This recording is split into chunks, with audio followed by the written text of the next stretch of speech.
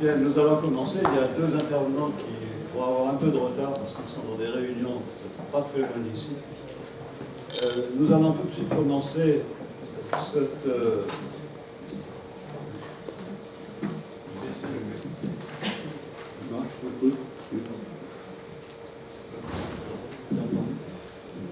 Bien, nous allons donc tout de suite commencer écouter nos conférenciers.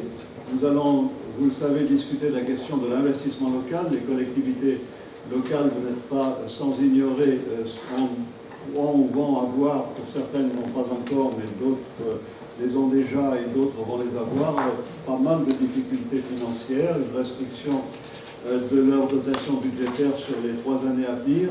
Et tout ça pose un problème d'investissement qui, finalement, le problème d'investissement se pose également, vous le savez peut-être également, et aussi au niveau européen, puisque on a constaté qu'il y a une baisse des investissements au niveau européen, aussi bien public que privé. La France est dans un cas particulier, puisque presque les 3/4 des investissements publics sont réalisés par les collectivités locales.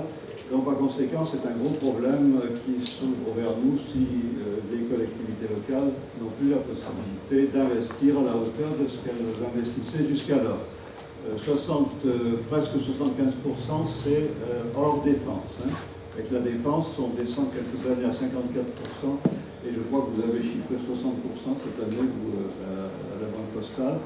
Donc, par conséquent, c'est véritablement une question fondamentale pour l'avenir, cette question des collectivités locales. Et nous allons pouvoir en parler avec des spécialistes de ces questions-là, la Banque Postale, qui est la banque des collectivités locales, avec Thomas Rougier. Nous allons pouvoir en parler également avec Dominique Franz, qui nous vient de la mairie de Paris. Également avec Claire Charby qui, elle, travaille à l'OCDE et qui nous parlera de ce qui se passe ailleurs, parce que c'est important de savoir également comment les autres font, comment les collectivités locales sont traitées ailleurs et dans quelles conditions on investit, est-ce que l'on peut être optimiste, etc. etc. Ensuite, nous rejoindrons Serge Morvan, qui est le directeur général des collectivités locales, que vous connaissez pour les étudiants qui sont en master recherche, parce que je l'ai fait venir dans le master, vous avez eu l'occasion de le rencontrer. Également Philippe Laurent, qui est le maire de Sceaux et qui est maintenant secrétaire général de l'Association des maires de France, après avoir été vice-président de la commission des finances de cette même Association des maires de France. Donc, par conséquent, on va commencer tout de suite. Alors, vous nous pardonnerez pour le PowerPoint, il a une couleur verte, c'est celle de l'espoir. Peut-être que c'est un signe du ciel, je ne sais pas. En tout cas, c'est la nouvelle couleur des PowerPoint apariens, et on n'a rien pu y faire, ça vient du câble. Et le câble, pour tout vous dire, il est dans le mur. Donc, par conséquent, on n'a pas pu y toucher. Et nous aurons donc des PowerPoint tout à fait originaux. Et Thomas m'a dit, bon, c'est de ma faute, mais non, c'est pas de sa faute. Je te laisse la parole. Je trouve que la publication qu'on sort et qui circule un peu, alors je suis désolé, je suis avec 25 exemplaires, je pense que ça va être un peu juste, mais est verte. Et donc du coup ça tombe très bien, on avait choisi ça avant de savoir que la Sorbonne il y avait quelques problèmes de câble. Alors cette note, c'est quoi? C'est une note de conjoncture sur les finances locales, parce que la Banque Postale a une direction des études qui vient décrire un peu les finances des collectivités locales françaises. Un exercice de prévision, et puis de temps en temps on fait un exercice de projection. Je ne dirais pas de prévision, mais de projection, parce que la prévision est un exercice beaucoup plus difficile que la projection, donc on se contente de faire des projections. Et dans les exercices de projection qu'on peut faire, il y en a beaucoup qui tournent autour de l'évolution de cet investissement dont on parle aujourd'hui. Parce que c'est une des questions qu'on nous pose le plus, que ce soit les collectivités elles-mêmes, que ce soit les responsables nationaux politiques, ou alors que ce soit les entreprises du bâtiment, des TP, qui sont des secteurs ultra dépendants de la commande publique, notamment dans le secteur des travaux publics, bien entendu. Donc c'est des questions qui reviennent en boucle et qui dominent un peu les débats pour les années qui viennent. Alors c'est à englober dans un débat plus général qui est celui de la dépense publique locale. Je suis venu avec quelques illustrations de résultats récents que je vais vous balayer assez rapidement et puis on débattra après. La première, c'est la courbe de l'investissement. La courbe de l'investissement, voilà. Sur longue période, pourquoi? Parce qu'il faut avoir conscience que cet investissement de collectivités locales depuis loi de décentralisation n'a cessé d'augmenter. L'importance prise par les collectivités locales et puis le développement des équipements publics locaux aussi, ce n'est pas qu'une question de transfert de compétences, c'est aussi le développement d'un certain nombre de compétences. L'évolution de la population, tout ça a accompagné l'investissement public local. Et c'est cette courbe-là. Je vais insister un tout petit peu sur la fin. La fin, c'est une estimation de la Banque Postale, moins 10%, moins 7,4% pardon, sur l'investissement public en 2014. Le secteur qui est concerné ici sont les régions, les départements, les communes, les intercommunalités à fiscalité propre et les syndicats.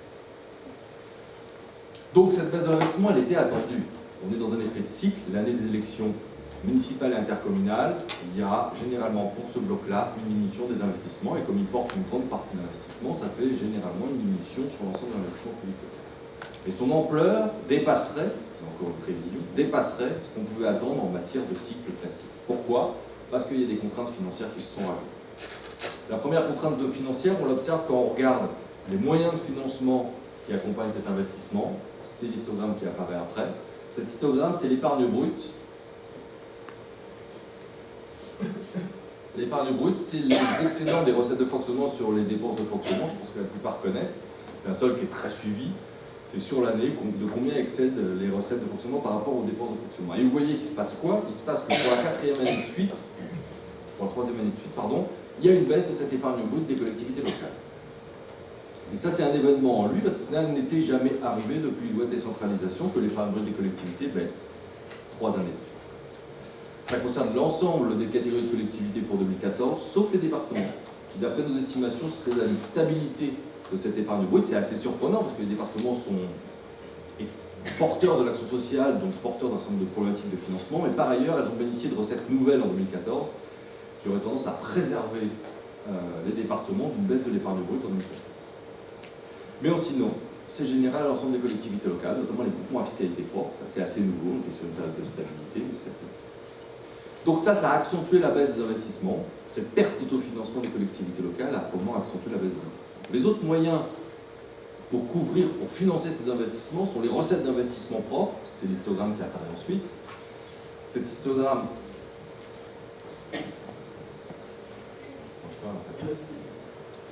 Si, c'est bon. Recettes d'investissement, c'est le FCTVA, c'est un certain nombre de dotations de tiers couvrent une partie de ces investissements. Je vais passer assez rapidement, on verra sur les perspectives. Et puis le troisième élément de financement, c'est la variation de la dette, c'est le recours à l'endettement. Et c'est le bâton qui apparaît au-dessus, c'est la variation de la dette, le solde entre les emprunts et les remboursements de la dette sur chaque année. Et on voit très clairement qu'en matière de recours à l'endettement, les périodes de forte croissance de l'investissement s'accompagnent d'un accroissement assez net de l'endettement des collectivités locales. Et malgré la baisse de cette année, on est encore sur un accroissement de la dette des collectivités locales. Nous, on l'estime à 4,3 milliards d'euros. C'est 1 milliard de moins que l'année précédente, mais le stock de dette devrait progresser de 4 milliards. Pourquoi? Parce que les investissements restent à niveau élevé, malgré cette baisse, et que par ailleurs, l'autofinancement, les financements propres des collectivités se réduisent. Donc ça aboutit à un recours à l'endettement pour un certain nombre de collectivités, et on estime la croissance de la dette à 2,5% sur cet exercice. Donc finalement, le financement de ces investissements, il est assez simple. Il y a une partie autofinancement, avec des recettes de fonctionnement qui sont portées par la fiscalité des dotations, c'est le sujet pour les années qui viennent. Les dépenses de fonctionnement qui couvrent, etc., ça vous connaissez, je ne vous le fais pas. Donc il y a cet autofinancement, complété par des recettes d'investissement pour une partie essentielle corrélée au niveau des investissements. Et puis par ailleurs, il y a le recours à l'endettement. Et puis la petite différence qu'il y a, vous voyez que la courbe n'arrive pas, enfin les histogrammes n'arrivent pas au niveau de la courbe. Cette petite différence, c'est la variation du fonds de roulement. En gros, c'est de la ponction sur la trésorerie des collectivités. Donc c'est un autre élément important de 2014. C'est qu'en 2014, pour la deuxième année de suite, alors l'année n'est pas finie, mais la trésorerie des collectivités de fin d'année devrait à nouveau diminuer. Et ça, c'est le résultat des fortes augmentations des années précédentes, pas en 2013, mais les années juste avant, 2010, 2011, 2012. Donc voilà le troisième élément de financement. Alors cette variation, cette utilisation de la trésorerie, notamment les petites communes, c'est un fusil à un coup, 2 coups, 3 coups parfois, mais on ne peut pas aller beaucoup plus loin non plus. Il y a un moment où on inverse et le solde de trésorerie restera toujours positif dans les collectivités, puisqu'en fonctionnement même, et notamment pas les grosses collectivités bien entendu, mais les petites collectivités ont besoin d'un solde de trésorerie positif pour pouvoir régler un certain nombre d'actions publiques locales. Elles n'ont pas accès à des produits financiers qui deviennent de trésorerie, etc. Donc du coup, il y aura toujours une petite trésorerie des collectivités. C'est une trésorerie qui intéresse beaucoup les banques, mais qui est chez le trésorier. Puis c'est avec le sourire, hein. Je ne sais pas que c'est ça. Cet investissement, c'est le graphique d'après. Je le commente très rapidement, mais ça a été dit. Finalement, le poids de l'investissement public local dans l'investissement en France, hein, il y a les ménages, il y a les entreprises, etc. En tout cas, en matière d'investissement public, les collectivités locales sont dominantes. Elles sont dominantes, d'où un certain nombre d'inquiétudes. Et au sein de ces collectivités locales, la structure dominante elle-même, c'est le bloc communal, soit des communes, des syndicats ou des intercommunalités à fiscalité. Alors du coup, on a fait un exercice avec l'Association des maires de France, avec Philippe Laurent et les équipes de l'Association des maires de France. On a essayé de projeter cet investissement du bloc communal. Alors pour projeter cet investissement du bloc communal, on est parti du constat assez simple, qu'il y a une baisse de dotation marquée et qu'il y a un certain nombre de contraintes sur les recettes et les dépenses. Donc on a fait des hypothèses sur ces recettes de fonctionnement, ces dépenses de fonctionnement. C'est ce qui est dans le slide d'après. Dans le slide d'après, on a fait des hypothèses, toutes critiquables. Toutes critiquables, je le reconnais tout de suite. Dépenses de fonctionnement 2%, par exemple, c'est plus que les années antérieures. Je parle des dépenses de fonctionnement des communes et des groupements à fiscalité. Mais on a fait cette hypothèse-là. On a fait des recettes de fonctionnement, deux parties, une partie dotation, moins 8,5% par an. Alors là, c'est assez simple, on ne doit pas se tromper beaucoup, puisqu'on connaît à peu près les montants de baisse de dotation de l'État vers ce bloc communal. 840 millions cette année, en 2014, et puis une augmentation et un montant multiplié par 2,5 pour l'année 2015 et les années qui suivent. Les années qui suivent, excusez-moi, j'ai l'impression que je parle de principe que tout le monde le sait, mais donc, les baisses de dotation, c'est 2015, 2016, 2017. Elles ont commencé en 2014, mais elles prennent de l'ampleur en 2015 et elles se prolongeront en 2016 et 2017. Donc ça, c'est assez simple, moins 8,5% par an. Et on a pris les autres recettes fonctions à 3% par an. Alors 3% par an, c'est pas extrêmement dynamique, mais c'est plutôt optimiste. Parce que ça veut dire que je suis en train de vous annoncer que le levier fiscal va être en partie utilisé, que les bases fiscales vont continuer à croître, qu'il n'y aura pas d'accident sur les droits de mutation perçus par le bloc communal. Donc c'est une hypothèse qui est plutôt optimiste sans être totalement déraisonnable. On pourra parler du levier fiscal, mais je suis un peu à contre-courant, je fais partie de ceux qui quand même pensent qu'il va être utilisé. Peut-être pas comme on l'a connu précédemment, mais il va être utilisé. Il a été tellement peu utilisé sur décision des collectivités en 2014, même 2013-2012, c'était très faible. Je pense que nos feuilles d'imposition en 2015, pour un certain nombre d'entre nous, vont subir des augmentations. Il y a des villes qui ne perçoivent pas une fiscalité très élevée. Alors je suis complètement has-been quand je dis ça, mais je l'assume. Et il ne faut pas faire culpabiliser un certain nombre de collectivités qui utiliseraient le levier fiscal.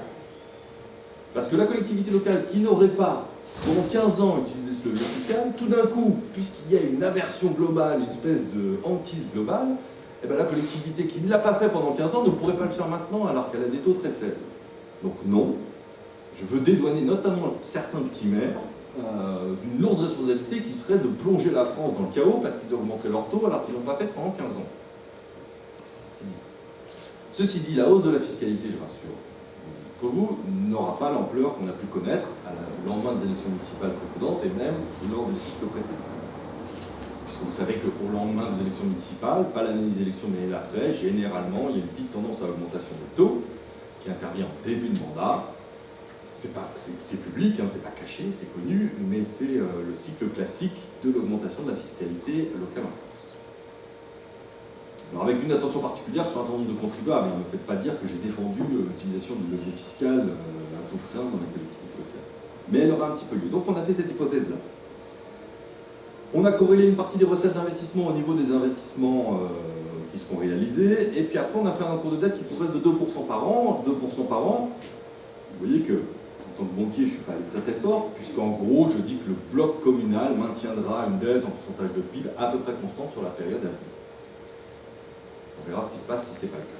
Et bien, ces hypothèses-là, il n'y en a qu'une qu'on n'a pas fixée, celle de l'investissement pour ce qu'on cherche. L'investissement, il apparaît sur la courbe. C'est-à-dire qu'une fois qu'on a fait toutes ces hypothèses-là, on a cette chute de l'investissement pour le bloc communal. C'est une projection, c'est une simulation. D'accord ? Je ne dis pas que ça va être la réalisation. Mais d'un point de vue purement macro, voilà ce qui se passe si les sols que j'ai décrits, qui sont possibles, réalistes, même plutôt optimistes, on arrive à une chute forte de l'investissement, 8% par an, 22% en 3 ans. C'est 10 milliards, si je compte la baisse de 2014, c'est 10 milliards d'investissements en moins pour le bloc communal sur cette période. Entre le haut de la courbe et le bas de la courbe, c'est 10 milliards. Donc pourquoi on a fait cette projection avec l'AMF? Pour interroger. Finalement, est-ce que l'investissement doit subir ce contre-coup? Et ça s'accompagne en plus, il y a un petit tableau qui va apparaître en dessous. On est hyper synchrone. Un duo. Il y a un petit tableau qui apparaît en dessous et qui dit quoi? Qui dit que cette baisse de l'investissement s'accompagne en plus d'une érosion de l'épargne brute et de l'épargne nette, c'est-à-dire cet autofinancement après remboursement de la dette, assez fort. C'est-à-dire que l'épargne nette perd presque 30% par an dans ce scénario-là. Donc je ne suis pas en train de faire un scénario très optimiste. Et ce solde-là attire l'attention parce que non seulement on a une baisse des investissements, mais en plus on a une érosion de la situation financière des collectivités, parce que derrière ces chiffres très macro, ça veut dire qu'individuellement, il y a des collectivités qui sont en difficulté, voire en très grande difficulté. Donc après, on a essayé de faire un scénario plus optimiste. C'est le tableau qui suit. Le tableau qui suit, il dit, OK, si on veut maintenant maintenir l'investissement public local en France, on était parti des hypothèses de gauche, c'est mes premières hypothèses. Si maintenant on veut que la courbe chute en 2014, mais après soit plane, c'est-à-dire au lieu de continuer sa baisse, c'est plane, qu'est-ce qu'il faut? Alors il faut que je change une hypothèse. Les dépenses de fonctionnement, au lieu de faire 2% par an, il faut que je fasse du 0% par an. Et je suis en macro, ça veut dire que ça baisse dans certaines et ça augmente très faiblement dans d'autres. Donc l'alternative pour maintenir l'investissement public du bloc communal, c'est une croissance des dépenses de fonctionnement de 0%. Alors je jette un petit coup d'œil aux représentants des communes. Ça, c'est un exercice, en tout cas, qui n'a jamais été réalisé. J'ai entendu un impossible, mais moi je dirais qu'il n'a jamais été réalisé. Après, il faut mettre en face de cet exercice de 0% sur les dépenses de fonctionnement ce que ça implique. Ce que ça implique en matière de règles fixées par l'État, une évolution des règles fixées par l'État, on pense à la fonction publique territoriale, on parle d'un certain nombre de normes, de réglementations sur le nombre de personnel accompagnant, le nombre d'enfants, etc., etc. C'est notre vie de tous les jours. Donc en fait, ça veut dire une modification profonde des services publics locaux en France. Est-ce que nous, on est prêts à ça? Nous, citoyens, c'est collectivement, c'est nous qui devons nous poser la question. C'est pas un débat juste pour les fonctionnaires territoriaux et les collectivités et les élus. C'est un débat pour nous tous. Et je suis désolé, je vais aller un petit peu à contre-courant, ça ne suffit pas de dire « Oh là là, ils sont tellement mauvais gestionnaires qu'il suffit qu'ils fassent un petit peu attention et tout ça, c'est réglé. » C'est pas la peine de croire ça. Moi, j'en pense beaucoup, c'est pas la peine de croire ça. Il y a des efforts possibles, c'est très clair, même les collectivités le reconnaissent, personne n'a contesté le fait de faire un effort. Mais de dire qu'on va tout d'un coup amortir 3,7 milliards de baisse des dotations juste en faisant un petit peu attention aux dépenses de fonctionnement des collectivités locales, on est en train de se mettre le doigt dans l'œil. Et ça parle à nous. Autre solution, on fait les recettes de fonctionnement de 5%, j'accélère parce que je vais dépasser mon temps, 5% par an. Alors là, c'est une autre question qui vous est posée, parce que pour faire 5% par an sur les recettes de fonctionnement, ça veut dire de la fiscalité. Alors là, pareil, c'est très très difficile d'y croire. Ça fait, on avait calculé, je crois, c'était presque 7% sur la fiscalité directe. Si le reste de la fiscalité fait 3%, 7%, ça veut dire des taux qui augmentent de 4 à 5% par an. Bon, ça, c'est pas du tout réaliste, là, pour le coup. Là, pour le coup, l'impossible, vous pouvez le sortir, il est totalement juste. Autre solution, et là, le banquier, tout d'un coup, se redresse, en cours de dette, 6% par an. Génial. En fait, j'ai une solution. On laisse tout comme ce que je vous ai dit, puis on fait 6% sur la dette. On passe de 20 milliards d'emprunts par an. Alors là, c'est le bloc communal, c'est un peu moins. En tout à 25-30 milliards par an, et c'est bon. Et bien ça, c'est pas une solution non plus. Et là, c'est encore le banquier qui vous le dit, c'est-à-dire que la dette ne se substituera pas à la baisse des dotations de l'État. Parce que les ratios qui se dégradent, l'épargne nette dont je vous ai parlé avant, si je fais augmenter la dette de 6% par an dans les collectivités locales, ça va se dégrader encore plus. Donc le 6% par an, les collectivités, elles n'y arriveront pas. Parce que quand elles viendront voir une banque, que ce soit même la plus sympathique possible, la banque postale ou la caisse des dépôts et consignations, etc., elle dira non, non, non, c'est plus possible. Donc ce n'est pas un scénario réaliste. Donc qu'est-ce qui va se passer? Il va se passer que individuellement, chaque collectivité va choisir entre cette baisse de l'investissement et ces trois critères-là. Alors je l'ai fait de façon très simplifiée, mais c'est pour illustrer. Donc chacune des collectivités va devoir arbitrer. Et certaines l'ont annoncé déjà. Je pense aux communautés urbaines qui annoncent 25% de baisse des investissements pour le cycle prochain, 25% de baisse dans les communautés urbaines. Les communautés urbaines, c'est 10 millions d'habitants en France. 11 millions. Donc certains feront une action forte sur l'investissement, d'autres joueront sur les dépenses de fonctionnement, les subventions aux associations, les prêts personnels, etc. Voilà. Donc ça va être un mélange de l'ensemble de ces solutions-là.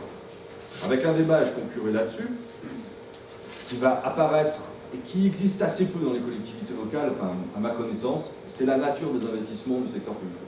Et finalement, moi je peux vous présenter très facilement qui fait quoi, comment ça a évolué, enfin, assez facilement, il y a du boulot quand même, mais on peut le faire. On a beaucoup plus de mal de vous dire exactement quels sont les investissements, quelle est la nature des investissements des collectivités. Et donc il y a une réflexion à mener en profondeur sur la nature de l'investissement public local de demain. Parce que l'équipement public local de demain ne ressemble pas à celui d'hier. Crise ou pas crise, baisse de dotation ou pas baisse de dotation. Donc les collectivités seront obligées de faire des PPI, ce qui est assez peu le cas dans certaines collectivités. Enfin, les grosses, oui, mais encore que pas toutes les grosses. Voilà. Il y a des obligations, il y a une réflexion sur la nature des investissements et les besoins d'investissement pour les collectivités locales dans les années qui viennent. Il y aura une deuxième question, c'est une partie externalisation. Alors il y a des pour, il y a des contre. Mais en tout cas, il ne faut s'interdire aucune question sur l'externalisation d'un équipement public local. Apparemment, on aura fait la démonstration qu'il y a efficacité, rentabilité, efficience et équité. Effectivement, dès qu'on externalise, le problème c'est que l'externalisation intéresse quand l'équipement est très rentable, intéresse moins quand il est moins. Donc effectivement, ça fait des disparités terribles. Et justement, il faut obliger le délégataire à prendre un ensemble qui comprend une zone moins intéressante pour lui et une zone plus intéressante pour lui. Et le dernier point, je finis vraiment là-dessus, parce que moi j'étais un kilo, sur les... Mais d'un autre côté, comme ça, je vais pas arriver... Ça, si. Hein, on raccourcira son temps. Philippe à la gauche, c'est toi. Ça s'appelle la culture de gestion, ça. Et le dernier point, c'est le citoyen. Alors, on en parlait un tout petit peu, je pense que ça sera réabordé sur Paris. Moi, je crois beaucoup à la réintervention du citoyen et à son avis qu'il peut formuler. Ça vaut pour les investissements, ça vaut pour les services publics, c'est ce que je vous disais un tout petit peu sur les évolutions de 0% des dépenses de fonctionnement. Et donc, le citoyen va revenir dans la boucle, beaucoup plus qu'il ne l'est. Et s'il a disparu de la boucle, hormis peut-être le tissu associatif, qui a fait un lien permanent entre les populations et les collectivités locales, les associations, c'est 20 milliards d'euros, des budgets des collectivités locales, même plus de 20 milliards d'euros entre les collectivités locales et le secteur associatif. Donc ça a maintenu un lien entre les populations, etc. Mais pour partie, le citoyen avait un peu disparu du débat sur l'investissement public local, sur, oui, quand on croise son maire, sur le marché, etc. Mais de façon un petit peu plus structurée, il avait un petit peu disparu. Moi, je pense qu'il va réapparaître. Alors, malheureusement, il va réapparaître parce qu'on va lui demander de choisir entre la fermeture à 20h de la bibliothèque ou la fermeture à 20h de la piscine. Je le fais un petit peu de façon caricaturale, vous m'excusez, mais voilà. Donc il va réapparaître dans cette boucle-là. Et s'il a disparu, c'est pas que de la faute des élus, c'est aussi de notre faute à nous.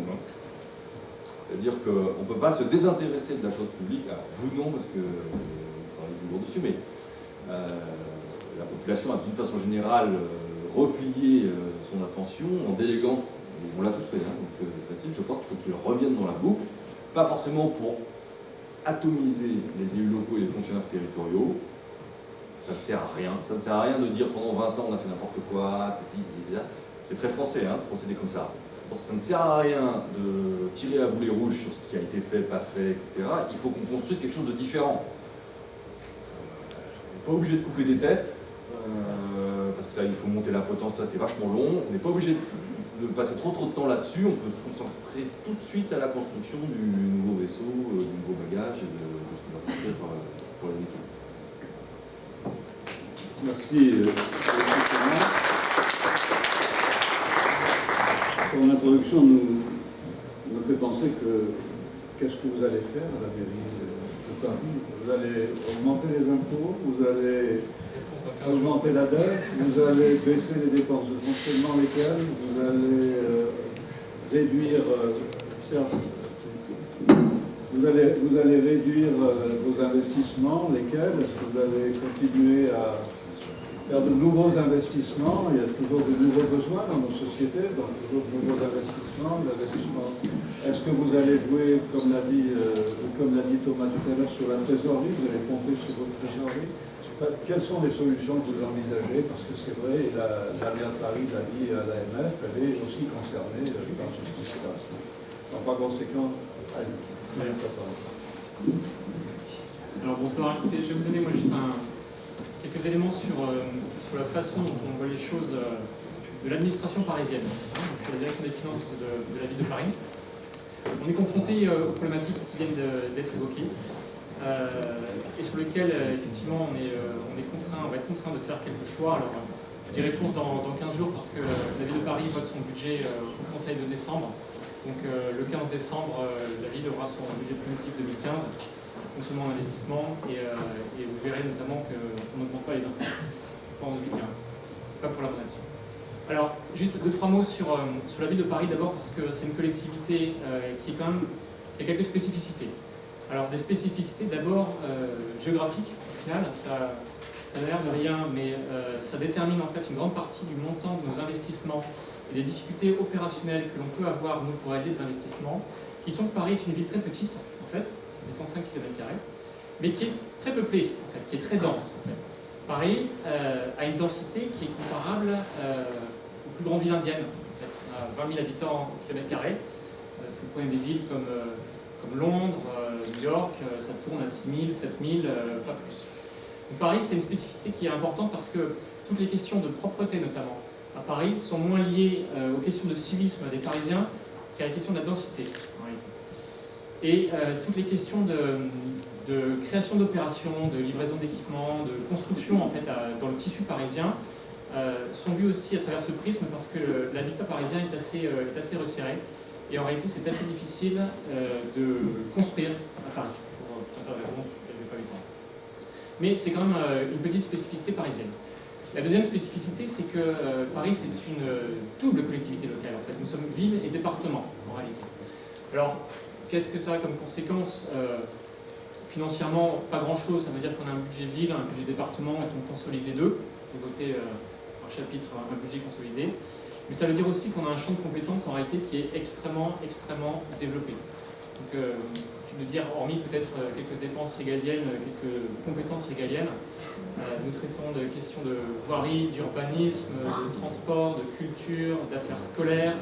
On gère les écoles, on gère les collèges. Les espaces verts, nous avons tout un tas de fonctions support par ailleurs, qui font que le champ de compétences qui s'est construit en réalité au travers de l'histoire, on va dire, de Paris est aujourd'hui extrêmement vaste. Un champ d'intervention qui a un impact directement sur notre niveau d'investissement. Alors, un autre point encore à avoir en tête sur Paris avant de rentrer vraiment dans le vif du sujet, c'est que c'est une collectivité qui a des frais de fonctionnement relativement importants parce que c'est une population de 55 000 agents qui sont pour l'essentiel, à plus de 80%, des agents de catégorie B et C. Paris, en fait, c'est une usine de production de services publics. Services publics qui sont essentiellement des services de l'espace parisien, donc toutes les voiries, en fait, entretien de la voirie, la propreté. On a plus de 8000 éboueurs, quand même, à Paris, avec toutes les questions d'équipement public. Donc les collèges, les écoles, les centres d'animation, toute la politique jeunesse, toute la politique sportive, les gymnases, les stades. Et en réalité, les agents de la ville de Paris, eh bien, ce sont les agents de propreté, ce sont des gardiens de musées, puisqu'on a des musées également à Paris, ce sont des agents dans les espaces verts, ce sont des métiers extrêmement divers aussi, parce que on a des bûcherons en fait, à la ville de Paris, par exemple, qui sont des gens que vous voyez dans les espaces verts et qui s'occupent de l'entretien des parcs et jardins. Donc, quoi qu'il en soit, du fait de cette dimension, de cette taille, Paris, c'est une collectivité qui, depuis une grosse dizaine d'années, a un niveau d'investissement qui est très important. Ça n'a pas toujours été le cas au cours des 30 dernières années, mais depuis la fin des années 90, Paris a fait monter son niveau d'investissement. Et on tourne aujourd'hui à un train d'investissement entre 1,2 milliard et 1,6 milliard, dépend des années, par an. C'est relativement conséquent. Alors c'est monté jusqu'à 1,8 milliard dans quelques belles années. Aujourd'hui, on est en train de se poser justement la question du bon niveau d'investissement. Et ça, c'est la priorité de la nouvelle équipe municipale et de la nouvelle maire élue, qui est en train de déterminer ce programme d'investissement de la mandature. Alors, une première réflexion, c'est que si Paris a pu investir autant sur les 10 dernières années, c'est pour deux raisons. La première, c'est parce qu'on a une structure administrative qui permet de le faire. On fait beaucoup de choses en régie. Donc, il faut avoir derrière bien des compétences, direction du patrimoine, d'architecture, la direction de la voirie et des placements, dans lequel on a des ingénieurs, dans lequel on a des urbanistes, on a des gens en fait qui réfléchissent à l'aménagement de Paris. On crée des zones d'aménagement concertées. Il y en a à Paris Rive Gauche, Paris Nord-Est, si vous connaissez, il y en a le 5e aussi. Tout ça c'est fait à partir et sur la base en fait d'études et de réflexions qui sont menées par des agents souvent de la ville de Paris en régie et qui sont la plupart du temps des ingénieurs qui sont issus d'écoles de la ville de Paris. Puisqu'on est une structure, et je pense que c'est une des particularités quand même, nous avons nos propres écoles d'ingénieurs, notamment. Bon, la deuxième raison pour laquelle on a pu avoir un niveau d'investissement aussi important, et c'est là qu'on va faire le lien avec la section fonctionnement, parce que le paradoxe c'est qu'on ne peut pas parler d'investissement sans parler toujours de la section fonctionnement, c'est que nous avons eu une gestion budgétaire, financière de notre fonctionnement au cours des dernières années qui nous a permis d'investir. Alors, la grande particularité des collectivités locales, il faut le rappeler, c'est quand même qu'on vote notre budget en équilibre. Fonctionnement, investissement, les deux sections, et ces deux sont équilibrés. Ils sont équilibrés, deux chiffres après la virgule, ils sont votés en équilibre. Les conseillers de Paris, lorsqu'ils voient arriver le projet de budget sur la table, peuvent voir que sur la section de fonctionnement, il y a un équilibre exact entre les dépenses et les recettes, et que c'est également le cas sur la section d'investissement. Ça, c'est le cadre des finances des collectivités locales, des finances locales, je pense que vous connaissez. Ce qui s'est passé à Paris ces dernières années, c'est que, d'abord, on a bénéficié de recettes de fonctionnement dynamiques, en réalité, qui ont été des recettes de fiscalité économique, un CVE, qui ont été des recettes de droits de mutation, toutes les taxes qui sont perçues sur les échanges immobiliers, en fait, qui s'appellent les DMTO, et qui ont cru très fortement avec l'évolution du marché parisien au cours des dernières années, et qui ont fait que nos recettes en fait, sont passées à ce titre de 400 millions d'euros en fin des années 90 à plus de 1 milliard en 2012. Donc on a bénéficié quand même de l'accroissement du marché immobilier qui nous a permis de financer un certain nombre de choses en fonctionnement et en investissement. Qu'est-ce qui se passe quand nos recettes sont supérieures à nos dépenses sur la section de fonctionnement? Eh bien, on utilise l'épargne qu'on dégage pour financer de l'investissement. Donc, notre capacité d'autofinancement, notre capacité de dégager des recettes par rapport aux dépenses, elle est déterminante en réalité pour financer nos investissements. Si vous regardez les dépenses d'investissement d'une collectivité locale et les recettes d'investissement, elles sont en fait assez peu nombreuses. Vous avez l'autofinancement, ce qu'on dégage à partir de la recette de fonctionnement. Vous avez des recettes propres, mais les recettes propres en investissement, ça va être du fonds de compensation de la TVA, pareil c'est 100 millions d'euros. Ça va être des cessions, ça va être donc des cessions foncières, des cessions d'équipement qui nous ramènent des recettes d'investissement. Ça va être des subventions d'équipement versées par d'autres collectivités locales, par des cofinancements, des cofinancements européens qui sont sur la région, travaux avec le syndicat des transports de France. Et puis le troisième étage de la fusée, ça va être l'endettement. Alors, au cours des dernières années, je dis Paris a pu dégager pas mal de fonctionnement. On a créé beaucoup d'équipements, vraiment beaucoup sur les 10 dernières années. Des places en crèche, des gymnases, des centres sportifs, des grands équipements, alors sportifs et culturels, du stade Jean-Bouin, vous avez bientôt la Philharmonie qui va sortir de terre. Et on a créé beaucoup de zones d'aménagement concertées, qui sont des dépenses d'investissement. C'est quoi les zones d'aménagement concertées? En fait, c'est vraiment de la restructuration urbaine dans des quartiers entiers de Paris, qui sont souvent aux portes en réalité, et qui sont d'anciennes friches, souvent industrielles, commerciales, et qu'on rénove totalement. Donc on passe par des aménageurs, on subventionne, mais on fait sortir de terre comme ça des quartiers entiers. En fait qu'à Paris, il y a 10% en fait, de la superficie qui est en travaux, et qui est en cours de réaménagement, ce qui est énorme. Alors, on part souvent par rapport à Londres où on voit des grues partout. En réalité, c'est à peu près la même chose à Paris, sauf que c'est moins visible dans les quartiers centraux. Bon, ce qui se passe, c'est que on est monté sur un trend d'investissement important, et que l'une des conséquences directes de l'investissement, en fait, c'est que ça crée des dépenses de fonctionnement. C'est-à-dire que, budgétairement, ce qu'on voit, c'est que quand vous créez des stades, quand vous créez des gymnases, quand vous créez des musées, quand vous créez n'importe quoi, évidemment, il faut les entretenir. Et évidemment, il faut mettre du personnel dedans. Donc si on a eu une politique de recrutement important à Paris depuis 10 ans, et qu'on a recruté beaucoup de fonctionnaires, beaucoup d'agents de catégorie C en fait, c'est pour subvenir aux besoins qu'on avait créés en fonctionnement. Par exemple, les crèches, Quand on crée des crèches, eh bien, il faut des auxiliaires de puéricultrices à l'intérieur. Voilà. Quand on crée, alors là on a moins le personnel, mais on crée des écoles, on crée des classes, l'éducation nationale nous donne les enseignants, mais nous il nous faut les gens pour entretenir. Quand on développe des musées, il faut des gardiens de musée. Donc, voilà. Et quand on crée de la voirie, toujours dans ces zones d'aménagement concerté, eh bien, il faut l'entretenir. Et puis, il faut la nettoyer en permanence, il faut la surveiller. Donc, on recrute des agents pour faire tout ça. Alors, la difficulté qui se pose aujourd'hui, elle est de plusieurs ordres. D'abord, c'est qu'on se retrouve avec des dépenses de fonctionnement, effectivement, qui sont relativement peu flexibles, à très court terme. Peu flexible, évidemment tout est relatif, mais concrètement, les dépenses de fonctionnement, ça va être beaucoup de dépenses d'entretien de l'activité, ça va être des dépenses de masse salariale, ça va être aussi des subventions, etc., sur lesquelles on a plus de joie, mais ça va être des dépenses sur lesquelles nos capacités d'intervention de très court terme sont quand même réduites, ou en tout cas difficiles à mettre en œuvre. Donc quand on a une situation comme celle qui se présente actuellement, avec une baisse des recettes, forte, la baisse de dotation de l'État. Sur Paris, ça se voit beaucoup en fait. Et ça nous contraint à repenser complètement notre section de fonctionnement et nos dépenses de fonctionnement. Pourquoi? Parce que si nos recettes diminuent, on doit équilibrer notre budget. On essaie effectivement de dégager un petit peu d'autofinancement pour financer l'investissement, sauf que notre épargne, elle se réduit. Donc à partir de là, qu'est-ce qu'on fait? Est-ce qu'on réduit l'investissement? On pourrait le faire. Est-ce qu'on s'endette? Ou est-ce qu'on met en place un programme de diminution de nos dépenses de fonctionnement? Alors, la solution, elle est longue et compliquée, si vous voulez, à mettre en œuvre. Pourquoi? Parce que des décisions de ce type, elles ne se font pas en 2 jours.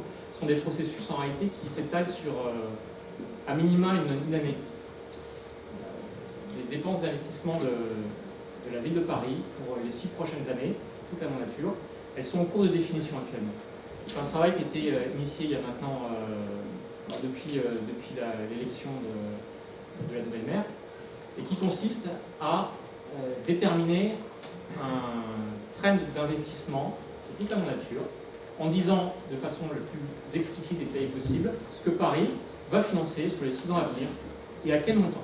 C'est-à-dire qu'en fait, le travail qui est mené par l'administration, par les élus, par les maires d'arrondissement, consiste à dire, ben voilà, la mairie de Paris va dépenser tant sur les 6 prochaines années en investissement, et dans ce montant d'investissement, on va avoir telle opération, telle opération, telle opération, telle opération, et on détermine en plus un calendrier d'inscription budgétaire.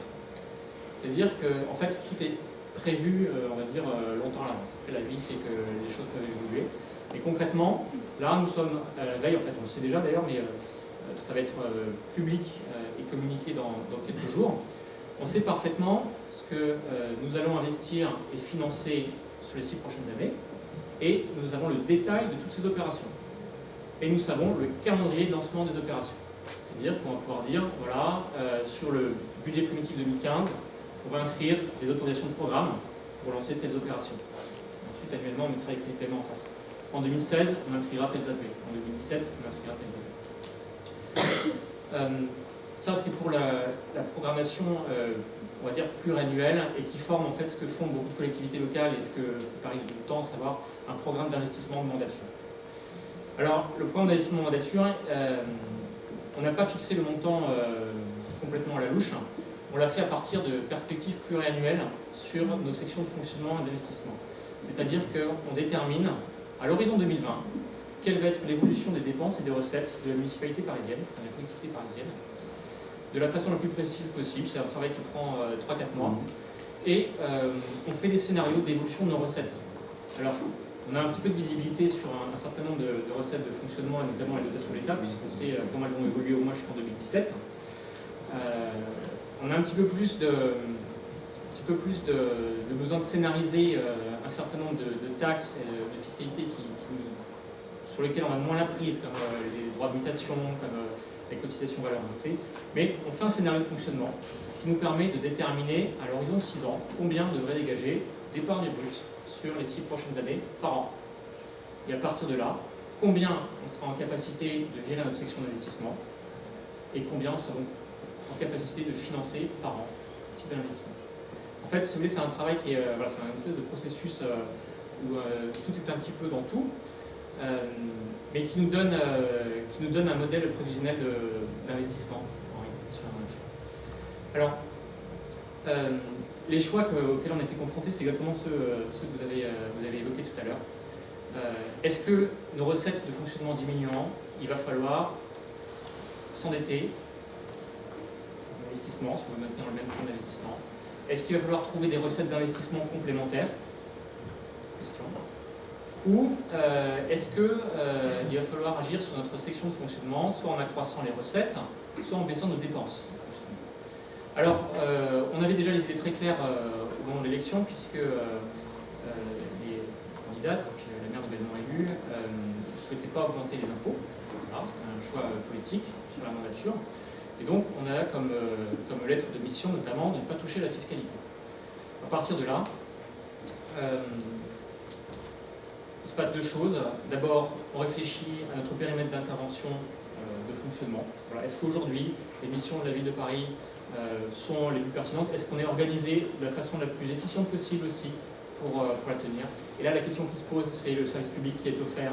Et donc, est-ce qu'on n'a pas des équipements qui sont redondants, qui se recoupent? Est-ce qu'il ne faut pas réfléchir à des fusions d'équipements? Ça peut arriver, par exemple, sur le secteur jeunesse, où on a des antennes jeunes, on a des centres d'animation, ce sont des choses qui font à peu près la même chose.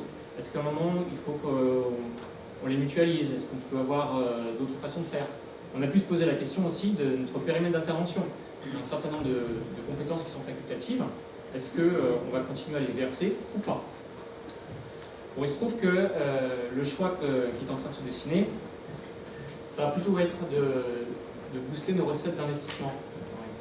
C'est-à-dire qu'on va dégager de l'épargne, et puis, comme on ne souhaite pas non plus s'endetter, en fait, garder un niveau d'endettement bas, eh bien, on va mettre le paquet, on va dire, sur les recettes d'investissement. Donc, qu'est-ce qu'on fait? On va chercher des cofinancements publics, on va mener une politique de cession, on va mener des projets qui sont les plus en partenariat possible avec d'autres collectivités. Comme on travaille sur le tramway, évidemment, on n'est pas tout seul. Donc, il y a le syndicat des transports d'Île-de-France, on peut avoir des financements régionaux, des financements européens, et on développe ça. Et c'est comme ça qu'en fait, on développe notre politique d'investissement sur la nature. Alors, je reste vraiment sur les grands sujets, macro. Je veux juste faire une petite réflexion, une insiste complémentaire, qui est qu'au-delà de ces perspectives pluriannuelles, on a quelque chose qui ressort assez fortement aujourd'hui de Paris, qui est une demande en fait de citoyens, d'usagers, de participer au programme d'investissement. C'est-à-dire que dans les conseils de quartier, au conseil de Paris, dans la presse qui nous revient, on a beaucoup de gens, des usagers, qui nous disent voilà, nous on aimerait bien participer aux investissements de la ville de Paris, on aimerait bien avoir notre mot à dire. Donc ce qu'on est en train de lancer actuellement pour répondre à cette demande, c'est une expérimentation qui s'appelle le budget participatif, dont vous avez peut-être déjà entendu parler, et qui consiste à dire que sur notre programme d'investissement de la mandature, eh bien, on va réserver une enveloppe qui est assez importante, hein, puisqu'elle c'est 500 millions d'euros à peu près, qui sera décidée et utilisée par les Parisiens, dans un cadre qui est totalement nouveau, qui consiste à faire voter les Parisiens sur des programmes d'investissement de quartier, de niveau complètement parisien, et qu'on mettra en place dans les 2 ans qui suivent. Alors, ça a été extrêmement compliqué à mettre en place d'un point de vue technique, mais le principe aujourd'hui, c'est